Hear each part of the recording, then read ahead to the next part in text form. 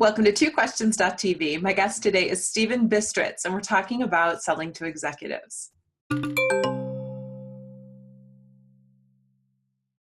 Welcome to twoquestions.tv. I'm Susan Baroncini-Moe. Joining me today is Stephen Bistritz. He's the president and founder of SellXL, a sales training and consulting company. He's also the author of this best-selling book, now in its second edition, Selling to the C-Suite, What Every Executive Wants You to Know About Successfully Selling to the Top. Hi, Stephen. Welcome to the show. Thank you. Good to be with you today. Well, I really enjoyed your book, and I am very tempted to get into the nitty-gritty details because I love the book and want to ask very specific questions, but that usually gets me into trouble. So our audience is probably waiting for their book to arrive. So for the folks who haven't read the book, could you just give kind of a brief overview of why did you write the book and what's the general gist of it? Okay. Well, basically, we wrote the book because we wanted to have a book out there for salespeople from the executive's perspective. In other words, trying to sell to an executive, you need to understand what their perspective is. You really need to sit on the other side of the desk and view your sales opportunity from the perspective of the executive. So in the book, we talk about, for example, trying to find the relevant executive for the sales opportunity. Who's the executive that you need to get to? Whose neck is on the line for the project or application that's associated with your sales opportunity? So again, sit on that other side of the desk and look at the sales opportunity from the perspective of the executive and what value will you bring to that executive? Because that's why they're interested in talking to you. They're interested in talking to you because they know you can deliver value to them, or they think they know that you can deliver value to them. So you've got to be able to prove that.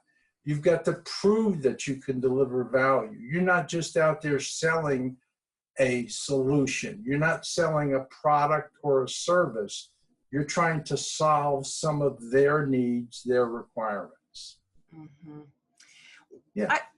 Why don't people, there are so few, and you talked about in the book, you said there are very few people who get past the stage of just being this, like salesperson. And it's very rare to find someone who gets into that trusted advisor role. So what does it take to get to that role, and why don't people do it more? I know the answer. Well, first of all, it takes some time. You have to develop an understanding of what the executive's needs and requirements are. So you need to know a little bit about their industry, what industry you're selling into. You need to know about the client's company. Who are their key customers? Who are their key competitors? And then you've got to know a little bit about the client executive himself or herself. And there are ways for us to find out that information today. Much easier than when I was a young person many, many years ago. You can tell by my gray hair here that I've been around for a while, okay? When I was first an IBM salesperson, you had to go get the annual report, you had to thumb through the annual report, or you had to go to a library and get some of that information. Today, that information is at your fingertip. I tell the salespeople sometimes, you should be prepared. You have to be prepared. Right. Executives don't expect to educate you. They expect you to have knowledge about those three areas that I talked about: their industry, their company, and themselves, and what their key objectives are. Okay, we're going to go in a bonus round today. I'm going rogue. Okay. I don't always go rogue, but today I am. So let's, because one thing I understand, when of course I recommend to all my clients that you should have a very clear idea of who your target market is. So that makes making these choices a lot easier. It makes it much easier to look at, okay, what executives and what companies do we need to know? Okay. So you've got an industry, but in my case, I'm an executive coach for people in the C-suite and business owners. Right. And I don't really differentiate in terms of what industry I work in. And so it could be any industry. So the leadership questions are the same, really, ultimately, because we're all people. So I don't know how I go about conducting that kind of research at that. Do you know what I'm saying? Like, how do I find those people? I don't know how I would do that. And so it occurred to me, I can't be the only one who has that challenge. How is that challenge resolved?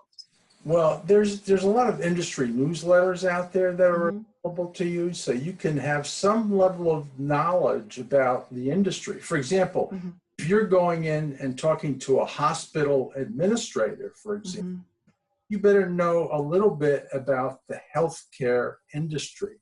Right. What are their challenges? What challenges are they facing today? And how can you help them resolve some of those challenges? What are their needs and requirements that are specific to their industry?